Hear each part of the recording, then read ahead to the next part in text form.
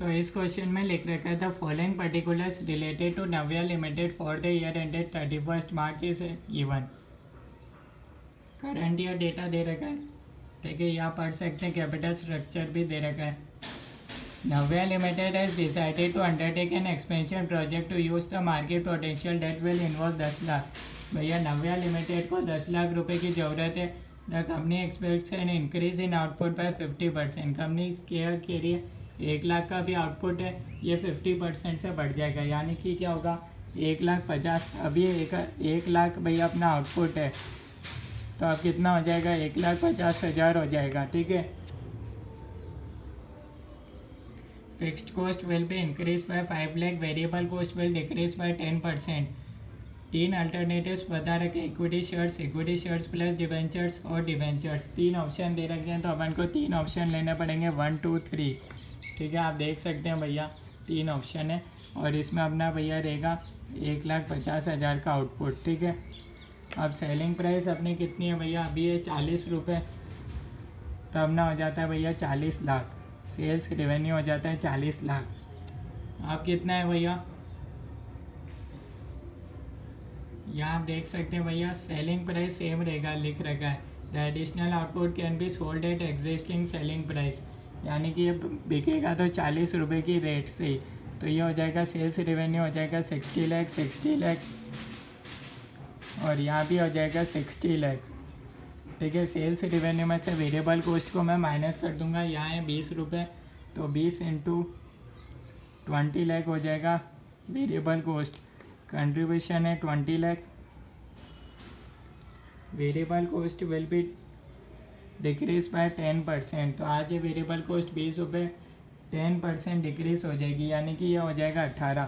तो ये हो जाएगा भैया 1,50,000 इंटू 18, 27 लाख हो जाएगा भैया वेरिएबल कॉस्ट।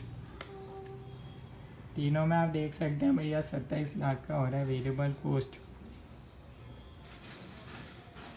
अब ये आप करोगे तो आपके पास आ जाएगा 33 लाख का कंट्रीब्यूशन। ध्यान से समझोगे तो आपको समझ आ जाएगा, ठीक है। कंट्रीब्यूशन में से आप फिक्स्ड कॉस्ट को माइनस कर दो, अभी कितनी है भैया 10 लाख रुपए। कंट्रीब्यूशन माइनस फिक्स्ड कॉस्ट क्या होता है, EBIT 10 लाख।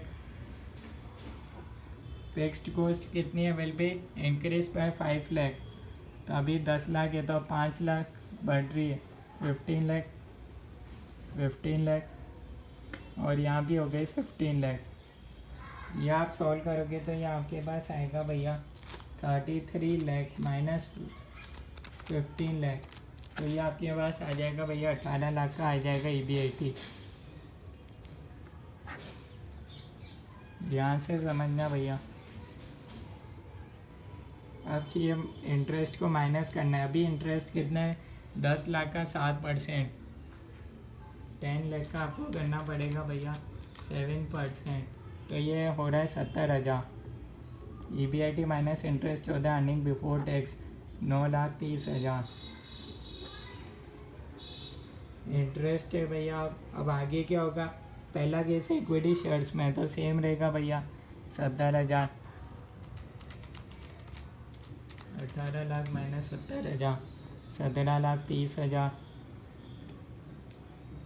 ठीक है। 5 lakh bye issue of equity shares and the balance 5 lakh के होंगे 6% डिबेंचर्स, तो 5 लाख का हो जाएगा 6%, 30,000 इंटरेस्ट बढ़ जाएगा, 70,000 पहले ही था, तो ये हो गया 1 लाख, ये हो गया 17 लाख। नेक्स्ट है 10 लाख का 6%, 10 लाख का आपको करना पड़ेगा 6%, 60,000, 70,000 अभी है ही, प्लस 60,000, 1,30,000 का हो जाएगा अर्निंग बिफोर टैक्स। तो ये आप करोगे तो यहाँ आपके पास आएगा 16,70,000 माइनस टैक्स। टैक्स कितना होगा भैया, यहाँ के आपको टैक्स के बारे में दे रखे 40% टैक्स है आपका, तो यहाँ आपको 40% करना पड़ेगा, तो यहाँ आ रहा है भैया 6,68,000, तो 16,70,000, 10,02,000, 9,30,000, 3,72,000। तो ये हो जाएगा आपके पास 5,58,000 हो जाएगा अर्निंग आफ्टर टैक्स। और यहाँ हो जाएगा 17,30,000 का 40% 6,92,000। यहाँ आपके पास बचेगा भैया 10,38,000। ऐसे ही 17 लाख का यहाँ आपको करना है भैया। यहाँ आपका बच रहा है 10,20,000 का। यहाँ 6,80,000 आएगा ना टैक्स। तो अब आपको क्या निकालना है, अर्निंग आफ्टर टैक्स आ गया, divided by number of equity shares कर दो। फर्स्ट केस में भैया 10 लाख तो फेस वैल्यू है, इक्विटी शेयर्स तो 1 लाख ही है ना। तो अर्निंग पर शेयर आ गया आपके पास 5.58। 10,38,000 divided by number of equity shares के होंगे, यहाँ बढ़ जाएंगे entirely 10 lakh divided by 10 1 lakh. तो यहाँ हो जाएगा भैया 2 लाख हो जाएगा। 1 लाख तो पहले ही था, 5.19 हो जाएगा। और थर्ड केस में कितने होंगे, 50,000 बढ़ जाएंगे। तो यहाँ हो गया 1,50,000। 10,20,000 डिवाइडेड बाय 1,50,000 6.8।